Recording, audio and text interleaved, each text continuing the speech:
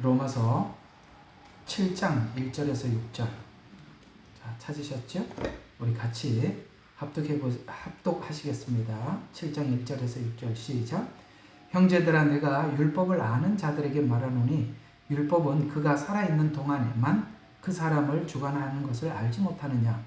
남편이 있는 여인은 그 남편이 살아있는 한 그 법에 매여 있으나 남편이 죽으면 그녀는 그 남자의 법에서 벗어나느니라. 그러므로 남편이 살아있는 동안에 다른 남자와 혼인하면 간음한 여인이라 불리지만 그녀의 남편이 죽으면 그 법 안에서 해방되었으므로 다른 남자와 혼인하더라도 간음한 여인이 아니니라. 나의 형제들아, 이런 연유로 너희도 그리스도의 몸으로 인하여 율법에는 죽었나니 이는 너희로 다른 사람 즉 죽은 자들로부터 일으켜지신 그와 혼인하게 하려는 것이요 그리하여 우리로 하나님께 열매를 맺게 하려는 것이니라. 이는 우리가 육신 안에 있었을 때 죄들의 정욕이 율법을 통하여 우리의 지체 속에서 역사하여 사망에 이르는 열매를 맺었으나 이제는 우리가 붙잡혔던 것에서 죽었으므로 율법에서는 구제되었음이니 우리가 영의 새로움으로 섬길 것이요 법문의 낡은 것으로 섬기지 아니할 것이라. 아멘. 근데 마이크 안 끊어지고 잘 되는지 모르겠습니다. 자, 잘 됩니다. 아이고, 감사합니다. 아마 이렇게 저와 함께 예배드리고 성경 공부를 하면서 율법과 복음과의 관계가 어떻게 연계되어 있고 어떻게 어느 부분에서는 조화를 이루고 어떤 부분에서는 대칭을 갖는가를 정말 많이 들었으리라 생각이 듭니다. 이 내용만큼 중요한 게 없을 만큼이나 성경은 이 내용이 너무나도 중요합니다. 제가 이 두 가지, 율법과 은혜라는 걸 가지고 구원도 설명해낼 수 있고 이단도 다 잡아낼 수 있을 만큼 이 내용은 너무나도 광범위합니다. 대략 보면 이 부분에 대한 이해가 온전하지 않아서 우리가 잘못된 구원관을 갖거나 혹은 그 이단들에게 맹신하는 경우를 보게 됩니다. 근데 무서운 거는 뭐냐면 이 문제가 제가 지금 설명하고 있는 이 부분이 여러분들에게 먼저 이해가 잘 되어 있으면 누가 무슨 말을 하더라도 여러분들이 무엇이든지 대부분 거의 다 분별이 돼요. 근데 이 이해가 안 돼서 다른 데 가서 이단에 가서 충분히 공부를 하고 배우고 난 이후에는 이 이야기를 아무리 얘기를 해줘도 이해가 안 갑니다. 이걸 먼저 듣느냐 나중에 듣느냐에 따라서 우리는 이걸 회복하기가 너무 힘듭니다.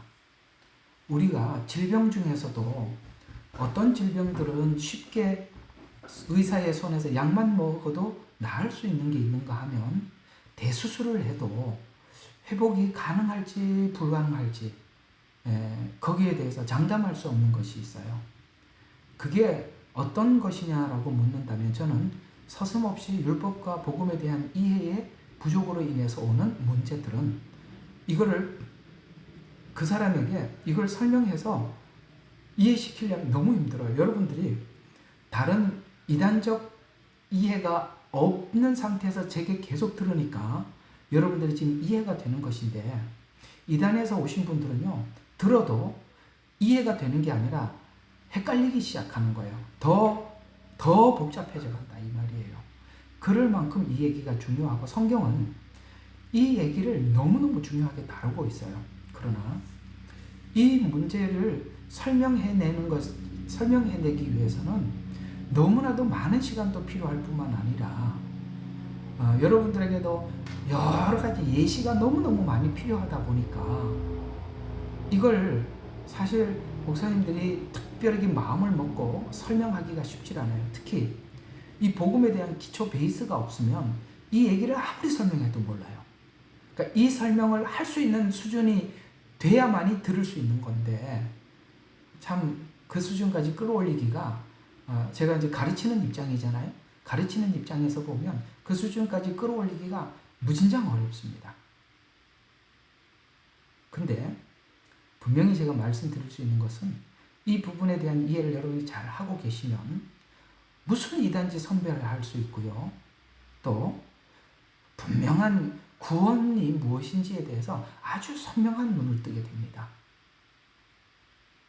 신약이 27권이 이 문제를 아주 여러 군데서 대부분 성경이 다 다루고 있다는 것입니다.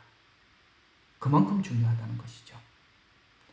그래서 오늘은 구약은 신약을 이해하기 위한 그림자라는 제목을 가지고 오늘 이 본문을 중심으로 해서 한번 쭉 설명해 가 보도록 하겠습니다. 자, 오늘 여기 이야기가 이런 이야기입니다. 오늘 7장 1절과 6절에서 하는 말씀이 이런 이야기죠. 우리는 남편에게서 해방되었다라는 것입니다. 여러분, 남편이 죽었다라는 것은 이건 왜 이런 식으로 표현을 하느냐면은 구약에 있는 율법에 의하면 여성은 시집을 가면 남편에게 속하게 되어 있어요. 그래서 남편이 이혼 증서를 주면 이혼도 해야 되고, 하여튼 그런 게 좀 항상 그 여성에 대한 그런 그 약점들이 있습니다. 근데 이제 이 말을 가지고 설명하는 것은 구약에 있었던 이런 남편과 그 다음에 남편의 죽은 것, 이런 예시가 이미 그 신명기나 레위기에 이런 그 이해를 하고 있기 때문에 이걸 예시를 가지고 들어온 거거든요. 그러니까 1절과 6절이 그런 이야기예요. 남편에게 우리가 해방되었다는 말은 다른 말로 그 남편은 누구냐? 율법이라는 남편에서 죽었다는 거예요.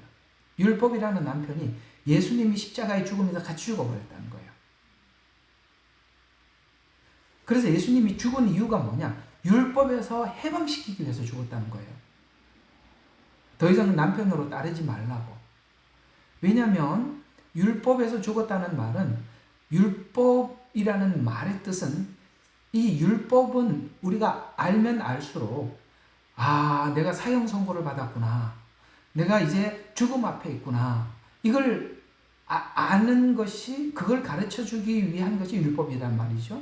그러니까 남편에서 해방되었다는 말은 율법에서 죽었다는 말이고, 율법에서 죽었다는 말은 곧 이꼴 뭐예요? 사망에서 죽었다는 것입니다. 여러분, 사망에서 죽으면 사망 이꼴 사망이 아니라 사망 다음이 뭐죠? 부활이라는 얘기죠. 그러니까 우리를 율법이 사망을 요구하니까 예수님께서 그 요구를 충족시켜 준 거예요. 십자가에서 충족시켜 줘서 뭡니까? 우리가 사망이라는 사형 언도를 받았는 우리들을 모두 다 십자가에서 끌어안고, 죄를 끌어안고 죽으심으로써 어떻게 됐습니까? 부활하심으로써 생명을 얻게 되었다는 것이죠. 그런 의미에서 남편에게서 해방되었다, 율법에서 죽었다는 말은 사망에서 살아났다는 얘기고, 왜냐하면 이 사망의 열매를 맺었다는 말은 이제는 왜 그렇게 사망에서 그렇게 했냐면은 이제 새로운 남편과 혼인하게 하려 함이라 라고 말씀하고 있습니다. 근데 우리는 과거 경험이 있다는 거예요.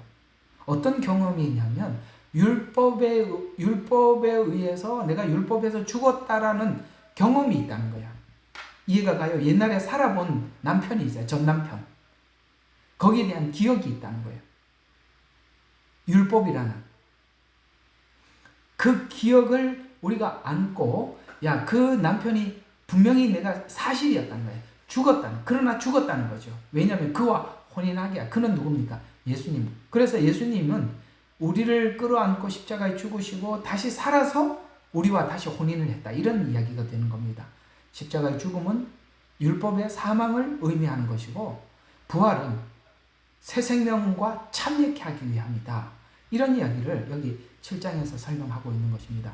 그러면 왜 그렇게 해야만 했는가? 그냥 율법에서 그냥 건지고 그렇게 굳이 이런 과정을 거쳐야만 했는가? 라는 질문에 대해서 아주 중요한 대답을 주고 있습니다. 정욕에서 벗어나서 율법을 섬기려고, 이렇게 얘기합니다. 정욕에서 벗어나게 하려고. 율법은 우리를 정욕에서 벗어나게 하지 못하더라는 거예요.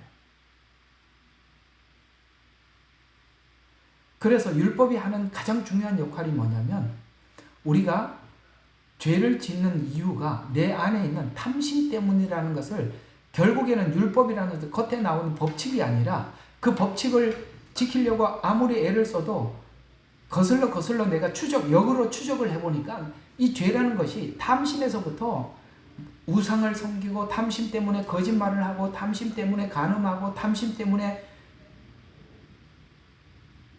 하여튼 계명에 있는 모든 것을 범하더라. 거기서 죽지 않는 한 우리는 사망에서 헤어나올 길이 없더라. 그래서 예수님이 십자가에 죽으셔서 예수님과 혼인하게 하기 위해서 십자가에 죽으셨다. 이렇게 설명을 하고 있는 것입니다. 그래서 율법에서 구제되어 법으로 섬기지 않게 하려고. 법으로 섬기니까 절대 우리 마음의 내면은 안 바뀌더라. 법으로 하니까.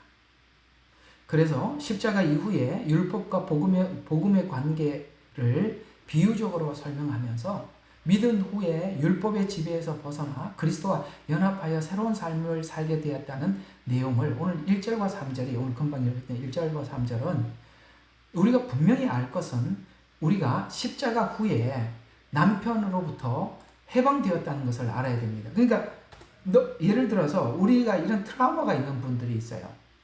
옛날에 있는 전 남편이 너무너무 괴롭혔어요. 그런데 이제 성경의 설명이 그렇다 이 말이에요. 율법이 우리를 너무 괴롭혔다 이 말이에요. 근데 이제는 새로운 남편, 영의 새로운 것으로 섬기기 위한 새로운 남편이 자발적으로 하나님께 순종하라고, 자발적으로 남편에게 복종하라고 그런 남편이 나타났는데 우리가 옛날에 율법이라는 남편에 대한 트라우마가 있어서 이해가 가요? 설명이 됐죠. 뭐 여러분 경험을 하는 건 아주 비극적인 일입니다. 경험은 안 했더라도 상상을 하라 이 말이에요. 그 트라우마가 있어서 새로운 남편이 자유를 줬는데도 계속 율법으로 남편을 섬기려고 해. 그거 끊으라 이 말이에요. 죽었다. 예? 죽었는데 왜 자꾸 생각하냐. 이런 이야기가 되는 거예요. 우리가 예수님을 믿고 난 뒤에도 우리가 영의 새로움으로 하나님을 섬기는 것이 아니라 법으로 하나님을 섬기는 분들이 너무 많아요. 왜? 이렇게 섬겨야만이 된다고 생각하기 때문에 그렇습니다. 왜? 옛날에 우리가 하나님을 알지 못했을 때 신은 항상 뭔가를 요구하는 것을 충족시켜야만 우리가 원하는 걸 해주었거든요. 이해가 가세요? 그런 트라우마가 있는데 오늘 이 본문이 그걸 설명하고 있는 거예요. 십자가 후에 남편으로부터 해방되었다. 그건 죽었기 때문에. 그래서 결혼 관계로 율법의 지배에서 벗어났음을 설명하면서 결혼 관계는 남편이 살아있는 동안만 유효하지만 남편이 죽으면 아내는 그 법에서, 쉽게 말해서 강제의 법에서 자유롭게 되었다. 똑같은 율법을 보지만 이제는 우리가 그걸 자유로 섬긴다는 거예요. 그러니까 제가 이 이야기를 하게 된, 이 설명을 하게 된 동기 혹시 기억하십니까? 날과 절기와 율법으로 돌아가야 된다는 사람들 때문에 이 이야기를 몇 시간째 하고 있는 거거든요. 기억하시죠? 예. 근데 오늘 여기 보니까 분명히 죽으면 아내는 그 법에서 자유롭게 되었다라고 했는데 다시 돌아간다면 죽은 자인데 돌아가는 거라는 거죠. 그래서 전 남편인 율법은 죄를 드러내고 심판을 가져오는 역할을 하는 데까지만 했어요. 아무리 율법을 지키려고 해도 죄가 드러날 뿐, 내가 사망 아래에 있다는 것을 확인할 뿐, 내 죄는 내 스스로 해결할 수 없다는 것은 내 안에서 탐심이 끊임없이 솟구친다는 것, 그걸 확인한 것으로 그 전 남편이 역할은 다 한 거다 이 말이에요. 그래서 결혼 관계는 역할을, 그죠? 전 남편의 죽음은 예수님의 죽음과 함께, 그래서 예수님이 율법 안으로 들어와서 율법에 의해서 정죄받아서 율법에 의해서 죽은 거 아시죠? 자, 예수님의 죽음을 머릿속에 상상을 해봅시다. 예수님은 율법 안으로 들어왔어요. 그래서 예수님이 하시는 모든 일들에 대해서 율법을 범했다고 항상 지적을 받습니다. 미리삭을 비벼 먹을 때도 네가 안식일을 일을 한다, 이렇게 하고 율법에 의해서 지적을 받았죠. 또 그 죄를 찾을 때도 율법에서 찾았어요. 무엇으로 정죄할꼬? 라고 물었을 때 그들이 야, 그가 성전을 헐라 3일 만에 일으키리라 라는 이 구약에 있는 율법을 가지고 정죄를 받습니다. 그래서 그 율법의 절차에 따라서 예수님 십자가에 죽으십니다. 이해가 가세요? 율법 안으로 들어와서 율법의 정죄를 받고 율법에 의해서 죽었습니다. 왜요? 우리를 율법에서부터 건져내려고. 정리가 되시죠?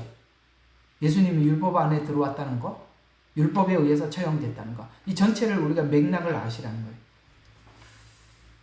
그래서 전남편의 죽음은 예수님 죽음과 함께 율법이 우리를 지배하는 효력이 이제는 사라졌다라고 말씀하시면서, 그래서 아내가 얻는 자유는 믿는 우리들은 율법 아래 있는 것이 아니라 그리스도와 새로운 관계를 맺었다라고 이야기를 하는 거예요. 새 신랑을 맞이했다라는 겁니다. 근데 옛날에 그 율법이 요구했던 남편 같지 않는 분인데 너는 왜 자꾸 이렇게 그 전 남편을 섬기듯이 그렇게 하려고 하느냐, 이런 지적이죠. 그 다음 절 4절에 보면 따라서 오늘 이야기 1절과 3절의 이야기를 보면 따라서 우리는 성도는 율법에서 죽었다는 것입니다. 믿는 자는 예수님과 함께 못 박혀서 율법에 대해서 죽은 자가 되었기 때문에 율법이 더 이상 우리 주인이 아니고 이제는 우리가 그리스도와 연합하여서 새로운 삶을 살게 된다. 그게 우리 자유의지 안에서 하나님 앞에 하나님을 진심으로 마음을 다하고 성품을 다해서 사랑하여서 율법을 지킨다는 거예요. 근데 사랑하여서 율법을 지켜야 될 율법은 구약에 있는 율법보다 훨씬 더한 율법을 요구하죠. 그것까지 할 수 있어요. 왜? 사랑해서 지키는 거야. 율법은 여기까지 요구를 할 수가 없어요. 맞죠? 강제로 하는 걸 어떻게 강제로 어떻게 오리를 가자는데 심리를 갑니까? 그건 불가능하다 이 말이에요. 왼밤을 치는데 어떻게 오른밤을 돌려야 되겠습니까? 원수를 어떻게 축복하겠습니까? 불가능한 일이에요.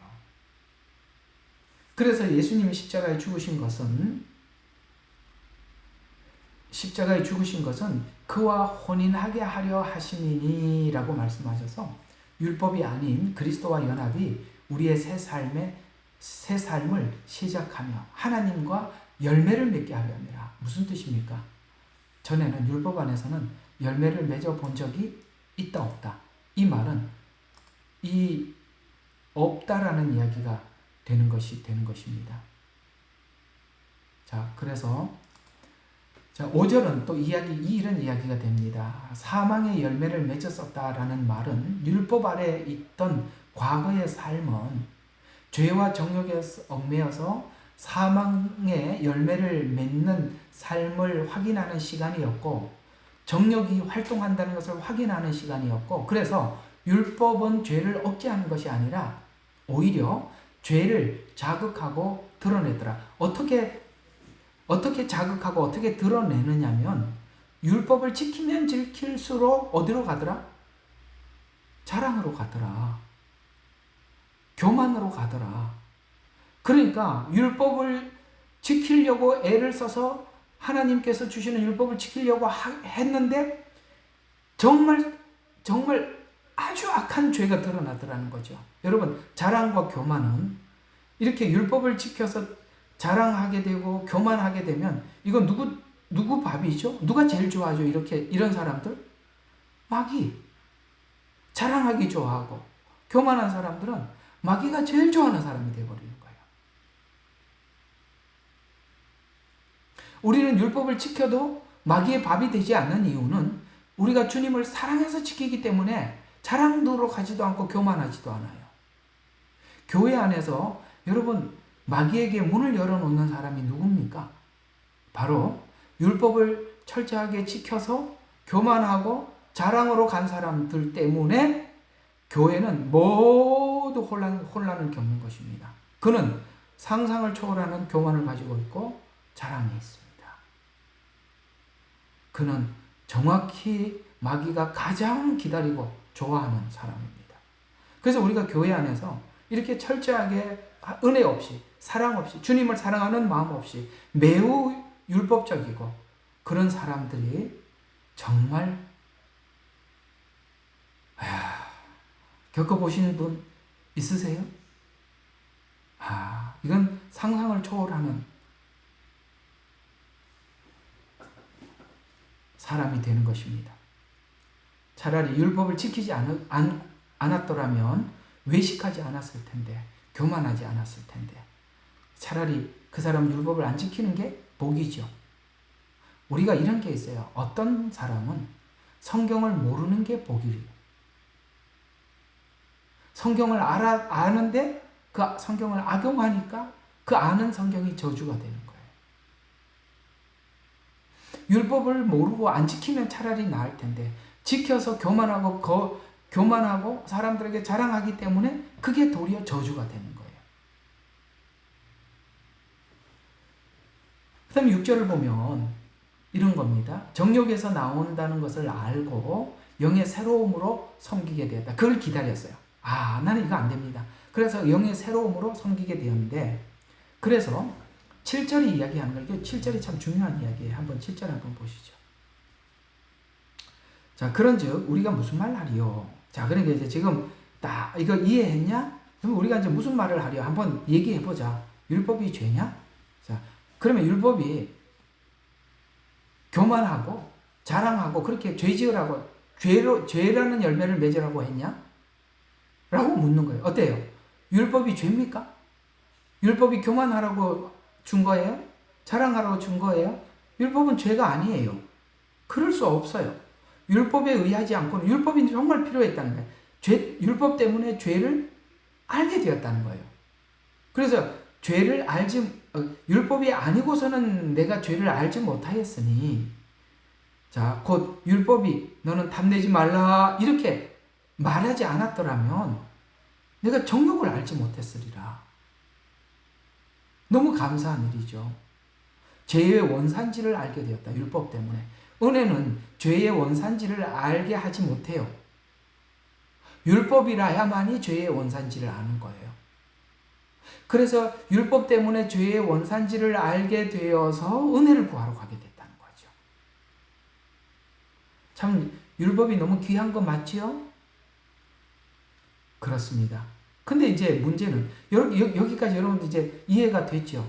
율법의 역할은 탐심을 알게 하고 죄의 근원을 보게 되고 내가 죄인인 걸, 사망 아래 있다는 걸 요거 알려주려고 했는 게 율법인데, 이게 율법의 역할을 모르니까 유대인들이 지키는 율법을 다시 지켜야 된다, 절기를 지켜야 된다라고 이야기하는 그 자체가 너무나도 이상하지 않아요? 너무 다르지 않아요?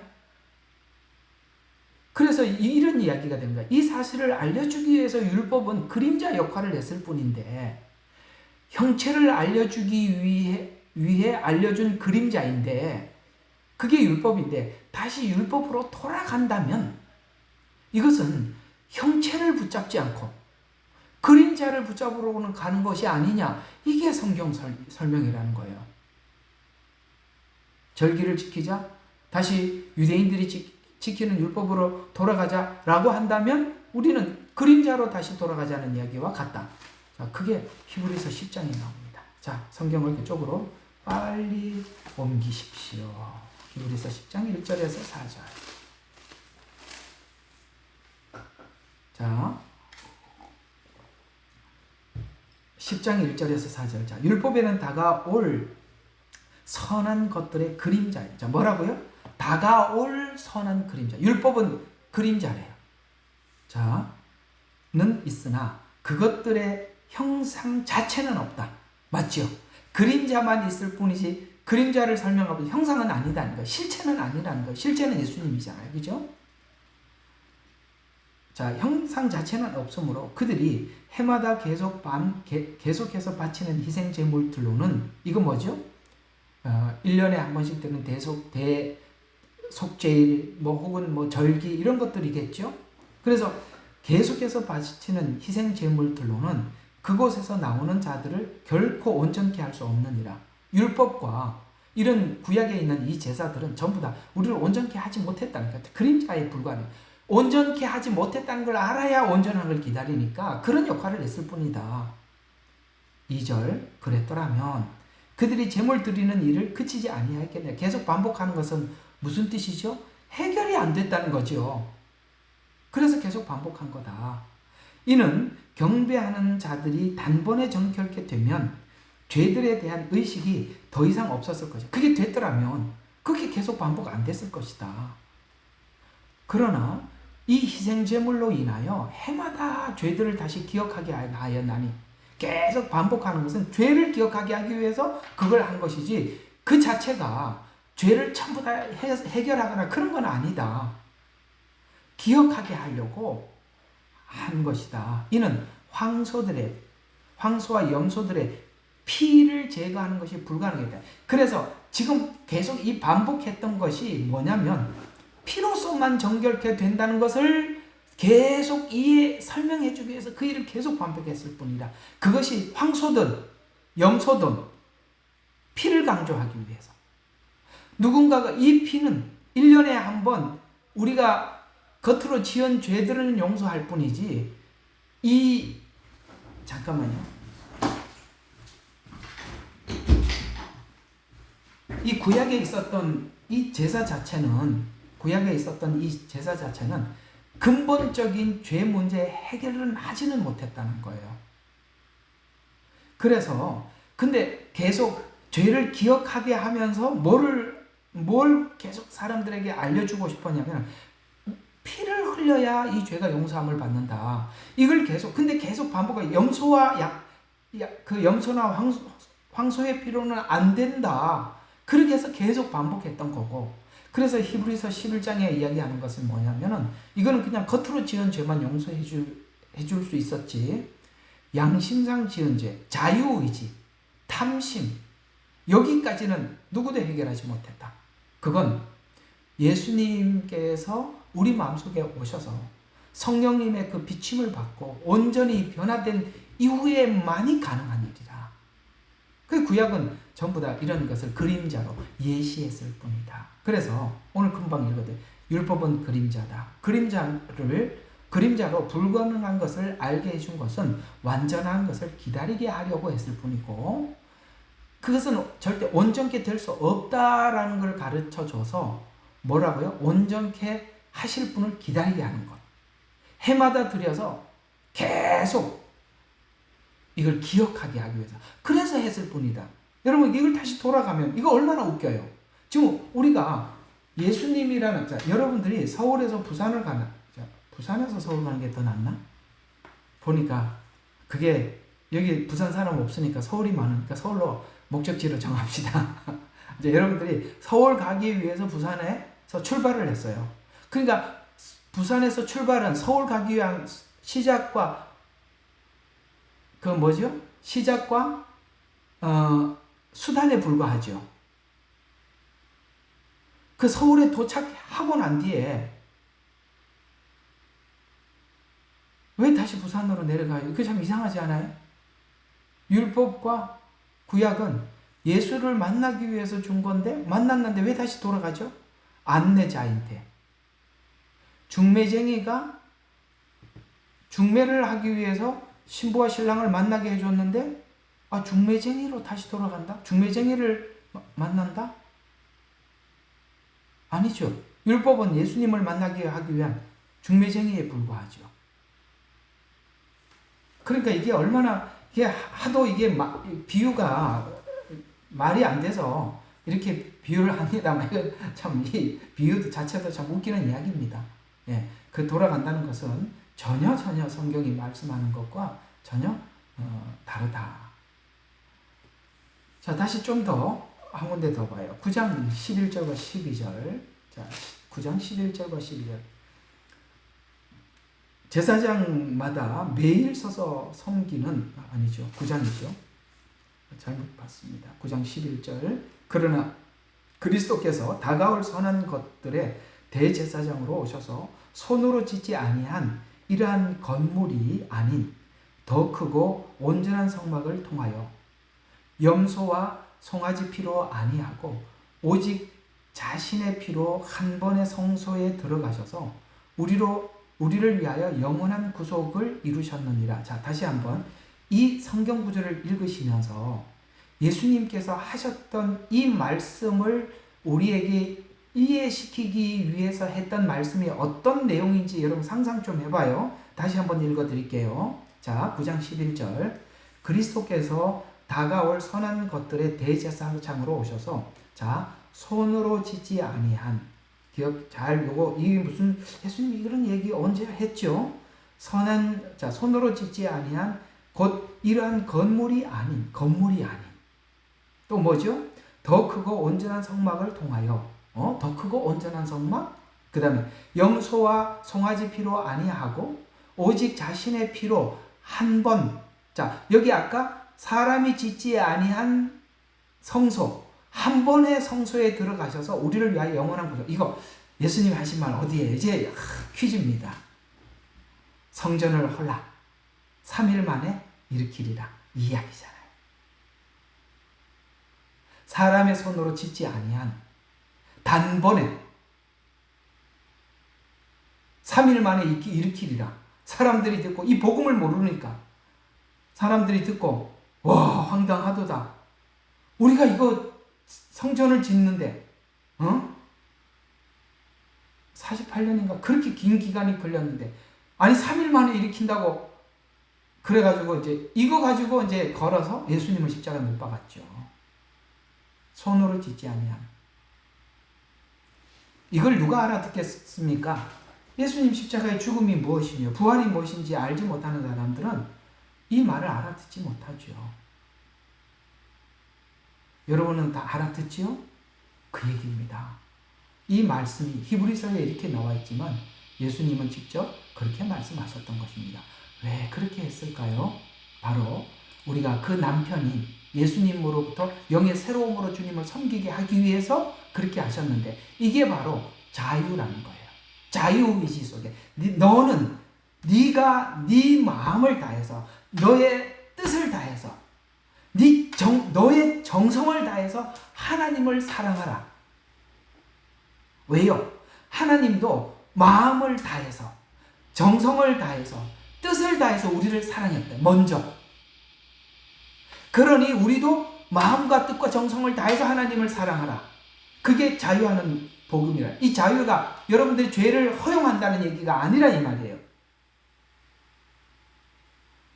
제가 앞으로 이 부분은 내가 꼭 아주 강하게 다룰 겁니다. 이상하게 이걸 자유네 하고 쫓아가는데, 이게 정말 잘못 설명했다면 큰일 나겠어요. 자, 우리 로마서란다. 요한복음 8장 보겠습니다. 요한복음 8장 36절입니다. 자유 한번 봅시다. 8장 36절.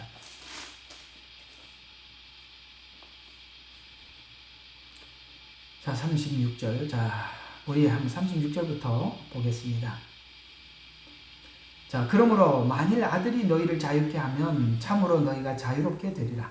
아들이 자유케 해야 자유. 그 아들과 연합할 때, 예수 안에 있을 때 자유가 있다는 것이죠. 너희가 아브라함의 씨인 것을 내가 아노라. 그러나 너희가 나를 죽이려고 하는 것은 내 말이 너희 안에 있을 것이 없기 때문이라. 여러분, 율법이 계속 누구를 죽이려고 했죠? 율법의 주인공들이 예수님을 죽이려고 했죠. 여러분, 이게 참 무서운 이야기라는 거 아십니까? 우리 같은 신앙생활을 하면서도 누구는 자유하는 복음을 설명을 해서 자유하는 복음 안에서 마음과 뜻과 정성을 다해서 하나님을 사랑하는 사람이 있는가 하면, 하나님의 은혜와 그런 걸 모르는 사람들이 자기 힘으로 하나님을 섬기는 사람들과 늘 충돌된다는 거 아십니까? 교회 안에서도 똑같이 열심히 있고 똑같이 마음을 다하고 똑같이 정성을 다하고 뜻을 다합니다. 유대인들이 얼마나 마음과 뜻과 정성을 다하는 것 같이 보여요. 그러나 그들의 마음에는 말할 수 없는 교만이 있고 말할 수 없는 차별이 있고 구별이 있었어요. 그러나 주님을 진정으로 사랑하는 사람들은 그런 게 없지요. 바로 이 부분에 대한 이해입니다. 우리가 열심을 다해서 하나님을 섬기지만 그것이 무엇이 동기가 돼서 하는가? 라는 질문은 우리는 늘 해야 하고, 여기서 틀리면 우리는 모든 부분에 대해서 삐뚤어져 나가는 거예요. 그 열매는 아주 추악하게 나타날 것입니다. 성령의 열매는 자기 안에 인내로 나타나고, 보이지 않는 섬김으로 나타나고, 배려로, 그냥 제가 제 언어로 표현하는 거예요. 배려로 나타나고, 용서로 나타나고, 이렇게 나타나는 겁니다. 그러나 육체의 열매는 정말 경쟁과 다툼과 질투와 이런 식으로 나타나요. 그게 바로 율법 안에서 행할 때 나타날 수밖에 없는 열매들이라 라고 말씀을 하고 있는 겁니다. 히브리서 9장 12절과 15절을 오늘 이 자유하는 이야기를 다시 끌어안고 9장 12절과 15절을 보면 한 번 더 확인 사살을 하고 지나갑시다. 확인 사살을 합시다. 자, 그래서 12절, 15절 한번 보면 이렇게 말씀하고 있습니다. 자, 아까 읽었던 부분이죠. 염소와 송아지의 피로 아니하고 오직 자신의 피로 한 번에 성소에 들어가셔서 우리를 위하여 영원한 구속을 이루느니라.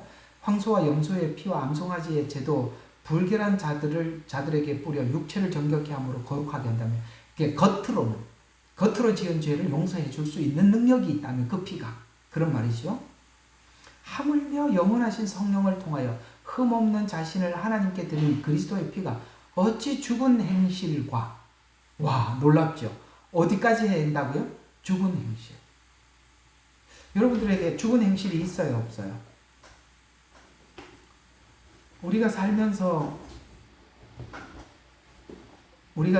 여러분들이 청소년 때 아니면 어릴 때 그 풋풋했고 순진했던 여러분들의 마음의 고향과 같은 옛날 그 순수했던 거, 여러분 지금 있어요, 없어요? 거의 없어졌어요. 왜 없어졌죠?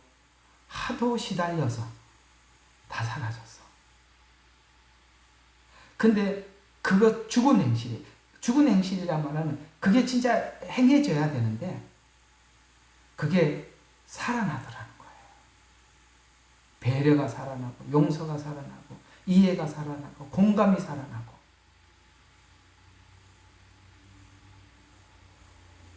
우리는 공감하다 지쳐갖고 이제 다시는 공감 안 하기로 했는데 그죠? 그게 살아나더라는 거예요. 죽은 행실. 이걸 어떻게 살리겠어요? 율법은 이거 절대 못 살리잖아요.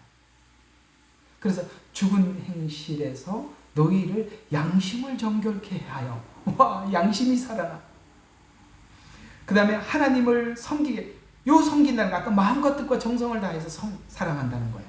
그렇게 섬기게 만들어놓은 거예요. 와, 이 십자가의 피가, 은혜가 이런 일을 하더라는 거예요. 그래서 이런 연유로 그는 새 언약의 중보자시니 이는 첫 언약 때에 범죄한 것을 구속하시려고 죽으심으로 부르심을 받은 자들로 그 영원한 유업의 약속을 받게 하려시는 것이다. 아멘. 와, 우리가 이걸 담고 산대요. 이걸 담고. 얼마나 행복해요. 감사한 일이죠. 네, 우리는 정말 이게 우리의 모든데, 이거 없으면 우리는 아무것도 없는 거고, 이게 있으면 다 있는 거고, 우리는 모든 상황 속에서도 살아날 수 있고, 헤어나올 수 있고, 승리할 수 있는 것입니다. 자, 이 정리가 되셨죠? 남편은 죽었다. 너희는 새로운 남편을 만났다. 그래서 이제 우리가 좀 정리해가면, 구약은 그림자이기 때문에 율법과 절기에 속박된 예배와 삶이 아니라 신자의 삶은 모든 삶에서 하나님을 경외하는 삶, 다른 말로 예배하는 삶. 그래서 지금 이런 부분에 대한 진리를 알지니 진리가 너희를 자유케 하리라는 이 복음의 깊이와 가치를 모르면 나를 섬기게 되고, 어떤 날로 돌아가야 됩니다. 하나님을 이렇게 섬겨야 됩니다. 이렇게 자꾸 따지지만, 그러나 그게 아니라 우리는 모든 날이 주님의 날이요, 모든 것이 주님의 것이기 때문에 우리는 어떤 나를 섬기는 게 아니라 everyday, 오케이. 매일 새벽 예배 좋아요. 주일 낮 예배, 저녁 예배 좋아요. 그러나 그 예배 때만 하나님을 경외하는 것이 아니라 모든 삶에서 그렇게 사니까. 그런데 안 매인다 이 말이에요. 수요 예배가 뭐 성경적이다, 그게 무슨 의미가 있냐 이 말이에요. 그래요, 안 그래요? 화요 성경 공부, 그게 무슨 의미가 있냐면. 그래서 새벽, 주일, 수요, 기타 모든 예배의 날을 기준으로 지켜야 한다는 규정이 사라졌어요. 그래서 우리에게 모든 날이 하나님이 주신 새 날일 뿐이에요. 여기 우리 교단에 보니까 어떤 목사님이 교회 이름이 새날교회예요. 그것도 참 가만히 보니까 아주 쉬우면서도 아주 의미가 있어요. 새날교회. 이 새날이라는 말이 제 기억으로는 그 야곱이 야복강 나루터에서 밤을 새우고 천사하고 씨름하고 쩔뚝거리면서 걸어가면서 했던 말이 날이 밝았더라. 여러분, 날이야 매일 밝았는데 그 야곱이 그날 드디어 새날을 맞이한 거예요. 그게 새날이에요. 그래서 우리에게 모든 날이 하나님 주신 새날이죠. 그래서 어떤 사람, 자, 로마서 14장 5절과 6절이 그 말이에요. 어떤 사람은 한 날을 다른 날보다 귀히 여기고, 그런 사람들이 있대. 아직도 신앙이 얕아서 그 날을 자꾸 이렇게 따지더라. 그래서 어떤 사람은 한 날을 다른 날보다 귀히 여기고, 어떤 사람은 모든 날을 같게 여기나니. 여러분, 자, 봅시다. 여러분들은 어떤 날을 귀하게 여깁니까? 아니면 모든 날을 귀하게 여깁니까? 우리는 모든 날을 귀하게 여기죠. 근데 앞에서 이렇게 하는 사람들은 아직도 율법에 매여서 따지고 있는 거예요. 그러나 어떤 사람은 모든 날을 같게 여기네. 각각 마음으로 확신할지니라. 나를 중히 여기는 자도 주를 위하여 중히 여기고, 그러다 보면 모든 날이 제일 중하게 되겠죠. 그 날이 오겠죠. 또 중히 여기고, 먹는 자도 주를 위하여 먹으니 하나님께 감사드리기 때문이라. 이걸 먹어야 된다. 이건 먹으면 돼, 안 돼? 레위기에 안식교회가 그러잖아요. 이건 먹어야 돼. 이건 먹지 말아야 돼. 그렇게 따지고 있지만 뭐라고요? 먹는 자도 주를 위하여 먹으니 이는 하나님께 감사드리기 때문이다. 모든 날도 우리는 모든 걸 먹어도 주를 위해서 먹으면, 그래서 어떤 분들이 그런 이야기를 해요. 난 주를 위해서 일을 하느라고 바빠서 밥도 못 먹고 일을 하는데 내가 그렇게 열심히 한다고. 그런 바보가 어디 있어요? 여러분, 먹는 거는 주를 위해서 먹는 거 아닌가요? 배고파서 일을 해. 맛있게 먹고 힘을 내서 일을 해야지. 그 사람이 생각하는 건 뭐냐? 먹는 시간은 하나님을 위해서 하는 시간이 아니라고 생각하는 거예요. 여러분 어때요? 먹는 시간도 하나님을 위해서, 뭐 먹어야 움직일 거 아니에요. 자야 주를 위해서 살 거 아니에요. 그게 주를 위해서 사는 모든 것, 주를 위해서 잔다면 그건 주를 위해서 사는 시간이다. 주를 위해서 먹는다면 그건 주를 위해서 하는 시간이다. 예? 이게 밥 먹고 죄지로 간다면 그건 아니지만, 아셨죠? 그 개념이 뭘 이렇게 따지는 게 아니라 그 모든 것이 하나님 안에서 있는 거라 이 말이에요. 그렇다면 율법으로 돌아가야 한다는 여러 가지 이유 중에 안식일을 지키는 것이 옳다라고 말하는 이 부분은 오늘 좀 정리를 하고, 그래서 자꾸 날로 돌아가야 된다라고 이야기하는 사람들 중에서 안식일을 지키는 것이 옳다고 생각하는 것에서 안식일로 돌아가야 된다는 주장을 한번 살펴보면은, 이게 자꾸 이런 걸 가지고 이제 이렇게 짚고 들어와요. 이 사람들이 왜 안식일을 지켜야 되느냐? 그건 콘스탄틴 대제가 이 태양절을 그렇게 해서 썬데이 아니냐? 맞아요. 근데 그걸 가지고 짚고 들어갈 게 아니라, 우리가 주일날 예배를 드리느냐, 토요일날 안식일, 그날 안식일인데 그날 드리느냐, 그 부분에 대한 정리를 우리가 좀 하고, 그런 사람들의 반박에 대해서 일단은 우리가 어디까지 개념을 정했죠? 모든 날이 주님의 날이라. 아멘이시죠? 그 날을 주일날로 우리가 이미, 근데 이 주일날이라는 것은 이미 성경에서 쭉 내려왔던 것이에요. 자, 한번 봅시다. 이 사람들이 자꾸 이렇게 주장을 해요. 콘스탄틴 대제가 주일을 공식적인 휴일로 선포한 것이 321년에 공포했었어요. 맞아요. 이걸 가지고 근거로 이야기를 하는데, 그래서 일요일을 썬데이 이래 가지고 태양의 날로 지정을 했습니다. 그러나 기독교는 그렇지 않았습니다. 이미 이전부터 주일을 지켜왔었어요. 콘스탄틴 대제가 그때부터 시작한 게 아니라 이 말이에요. 이미 그 주일을 지켜왔었단 말이에요. 본래 초대교회에서는 주일을 지키는 이유와 날과 절기에 관계없이 원래 초대교회는 매일 날에 모이지 않고 매일 모여서 성찬식을 했어요. 고린도전서 이야기가 그 말이에요. 매일 모여서 성찬식하고 말씀을 나누고 그렇게 살았었어요.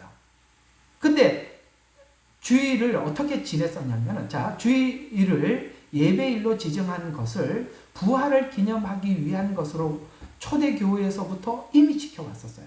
부활을 기념하기 위해서. 우리가 지금 지키는 이 주일은 부활을 기념했던 것입니다. 그래서 교회에서는 주일이라고 하는 거예요. 여러분, 예수님을 믿고 난 뒤에도 이제 우리 예수 밖에 있을 때는 일요일 이렇게 불렀잖아요. 그죠? 근데 우리는 여기 이제 말을 하는 거 보면 알아요. 이렇게 사람들이 나 일요일 날 뭐 해? 그래, 어떤 사람들은 나는 주일 날, 이렇게 주일이라는 표현을 쓰는 사람은 분명히 크리스찬이고, 일요일 이렇게 얘기하는 사람은 넌 크리스찬이에요. 그죠?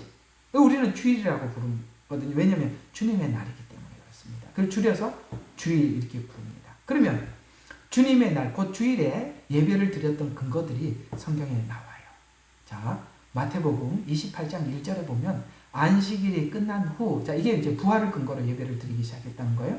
자, 안식일이 끝난 후 일요일 첫날, 일주일의 첫날 새벽에 마리아와 다른 마리아가 무덤을 보러 갔다라는 말씀이 있죠. 이 날을 기준으로 해서 주일을 기념하여 지키기 시작했는데요. 초대교회에서는 자, 빌립보 교회, 그러니까 이거는 지금 현재 마게도냐 그쪽이거든요. 또 자, 성경에 보면 빌립보에서 떠나 트로아, 이게 이제 터키 지역에 있는 곳이에요. 그래서 주일날 예배를 드렸다라는 말씀이 사도행전 20장 7절에 이렇게 나옵니다. 그 주의 첫날, 주의 첫날, 이게 뭐냐면 안식일 담일이라는 뜻에서 이렇게 주의 첫날 이렇게 표현한 겁니다. 그래서 제자들이 빵을 떼고자 함께 모였을 때 방루이, 이게 이제 요 말이 이제 좀 설명을 해줄게요. 방루이에 그들에게 설교하되 다음 날 떠날 준비를 하고 한밤중까지 설교를 계속하더라. 라는 이런 말씀인데, 여기 말하는 이 방루이라는 말이 무슨 뜻이냐면 안식 후 첫날을 의미하는 거예요. 이게 우리가 모르는 단어이기 때문에 이걸 설명이 필요한 거거든요. 안식 후 첫날을 의미하는 것으로 주일을 가르쳐요. 그래서 이 방이라는 말은 주일이라는 뜻이에요. 방. 루이라는 말은 번역하는 과정에서 더해진 거예요. 그래서 그냥 방루이라고 부르는데 이것이 주일을 뜻했었어요. 또 그때 이렇게 하나님 앞에 예배를 드리면서 그 예배의 가장 중심에 뭐가 있었다? 그들에게 설교하되 한밤중까지 설교를 계속하더라. 여러분, 초대교회는 설교가 무지 길었어요. 저는 1시간 하는 거 많이 하는 거 아니에요. 알았죠? 네. 밤 늦게까지 했대요. 계속 들었대요. 자, 그 다음에 또 그날 설교만 들은 게 아니라 헌금을 모아서 준비했다가 주일날 드렸대요. 자, 고린도전서 16장 2절에 보면 매주 첫날 너희 각자가 하나님께서 번성하신 대로 따로 저축하여 두어서, 그러니까 주일 내내 이렇게 준비해 두었다가 내가 갈 때에 모금하는 일이 없게 하라. 가서 급하게 하지 말고 그걸 모아 두었다가 주일 첫날 모아서 헌금을 해서 그걸 가지고 교회에 쓰기도 하고 그 다음에 선교 헌금에 쓰기도 하고. 그걸 언제 헌금을 했다고요? 주일 첫날. 이게 뭐예요? 주일날. 그래서 주일날은 하나님 앞에 몸도 나오고 하나님 앞에 물질도 하나님 앞에 드리는 거예요. 성경에 보면 하나님께서 빈손으로 오지 말라고 하셨어요. 마음이 있는 곳에 물질이 있다고 말씀을 하셨고요. 우리가 하나님 앞에 예배할 때는 필연적으로 항상 그게 물질과 함께 하나님 앞에 예배하는 것이 그게 옳습니다. 자, 그 다음 초대교회는, 기독교는 날과 절기에 매이지 않고 주일을 기준으로 예배를 드렸음을 오늘 성경을 통해서 확인할 수 있었습니다. 그래서 초대 기독교회는 날과 절기에 매이지 않았고, 또 초대교회는 예수님의 부활에 맞추어서 예배를 드렸다. 이 두 가지 개념을 분명히 하라. 딱 못을 박아 놓고, 이와 같이 율법과 절기와 모형들을 모두 그리스도를 설명하기 위한 상징성에 불과할 뿐입니다. 무엇인가를 설명하기 위해서 동원된 상징은 바로 상징이나 여러 가지 상징들. 상징이라는 말은 이런 것이 되는데요. 자, 지도와 그 다음에 지도는 목적지로 가기 위해서 필요한 수단이죠. 구약은 예수님을 설명하기 위한 수단, 지도에 불과하죠. 그러나 지도가 목적지는 아니죠. 그런 뜻과 같아요. 또 요건 그냥 빨리 지나가게요. 설계도와 건축물과 같은 의미다. 모형은 설계도고 건축물은 실체죠. 그런 것 같아요. 그 다음에 거울로 비친 것과 거울과 얼굴로 비유를 한다. 거울이 얼굴은 아니잖아요. 이런 이야기예요.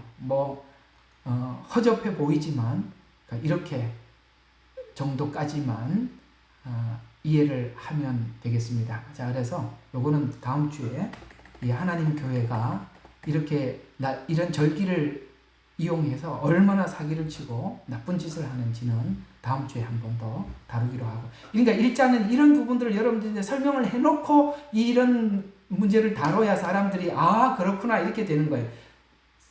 강의는 이렇게 해야만이 사람들이 알아듣는 게 무조건 이렇습니다. 그러니까 이 앞에 이해를 못하는데 이렇게 막 무조건 거기 틀렸습니다라고 하면 사람들이 결과는 맞는데 그 왜 그런지 좀 설명해 주세요.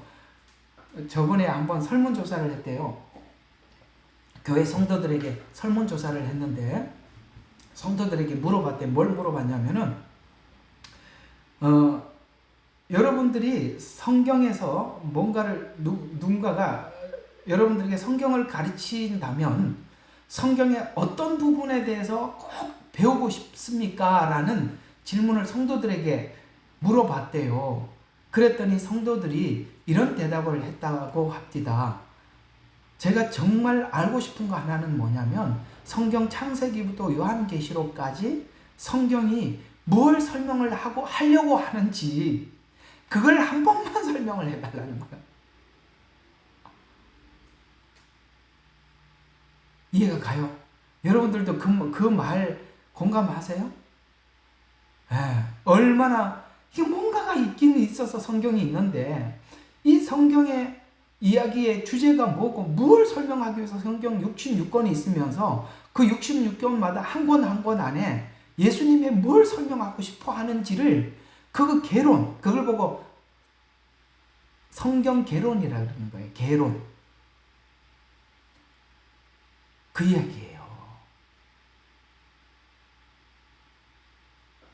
그걸 그렇게 한번 배우고 싶다 합니다. 왜냐하면 이렇게 이게 이렇게 해야 됩니다. 저렇게 해야 됩니다라는 말들은 참 많이 듣는데 왜 그렇게 해야 하는지를 알고 싶은 거예요. 개론.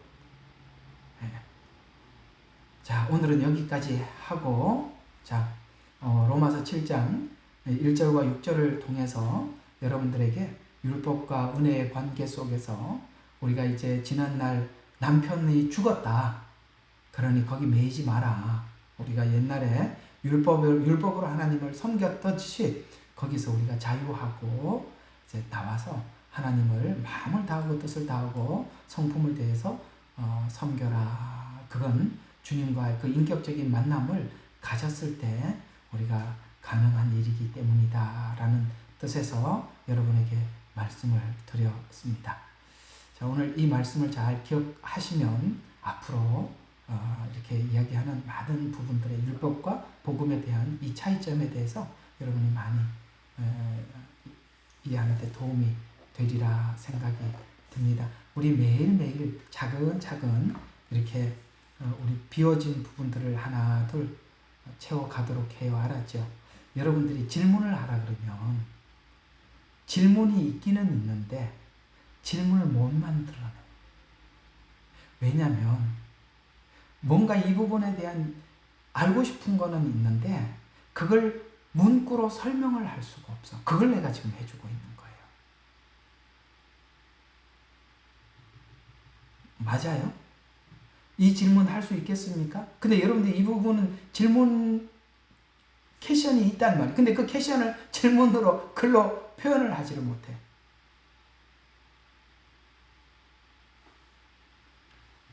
자, 우리 기도하고 마치도록 하겠습니다. 하나님 아버지, 오늘 이 저녁에도 주님 앞에 나와서 귀한 말씀 듣고 은혜 받게 하신 하나님께 감사를 드립니다. 아버지 하나님, 우리가 요즘 돌아가는 모든 상황들을 보니 사단은 택한 자라도 삼킬 만큼이나 너무나도 저돌적으로 활동을 하고 공개적으로 활동을 하며 더 이상 자기의 악한 계획과 거짓을 숨기지 않고 드러내면서 활동을 합니다. 그 이유는 너무나도 많은 사람들이 탐심에 의해서 미혹되어 있기 때문입니다. 주님, 무엇보다 우리가 주님 오시는 그날까지 정말 정결한 신부로 준비하고 하나님 앞에 서야 할 터인데, 그러기 위해서는 우리는 정말 모든 생명을 걸고 하나님 앞에 올인해야 합니다. 주님, 우리 여러 가지 형편이 하나님 앞에 예배하기도 불편하고 여러 가지 형편이 사정은 있지만 그 모든 사정을 하나님 앞에 꺼내놓지 말고 그 사정을 극복하고 예배하는데 목숨을 다하게 해주시고 말씀을 듣는데 최선을 다하게 해주시고 말씀 앞에서 두렵고 떨리는 마음으로 듣게 해주시고 하나님 말씀을 가벼이 여기지 않도록 하나님 우리 각자를 붙잡아 주시옵소서. 오늘도 귀한 말씀으로 은혜 주신 하나님 감사합니다. 이 말씀 하나하나 자기에게 어떻게 해당이 되는지 잘 살펴서 마음속 깊이 내려서 아버지 하나님, 그것이 생활 속에 적용하며 나타날 수 있도록 하나님 저들에게도 더 깊이 은혜를 새겨 주시옵소서. 우리를 구원하신 예수 그리스도 이름으로 기도드렸습니다. 아멘. 예, 감사합니다.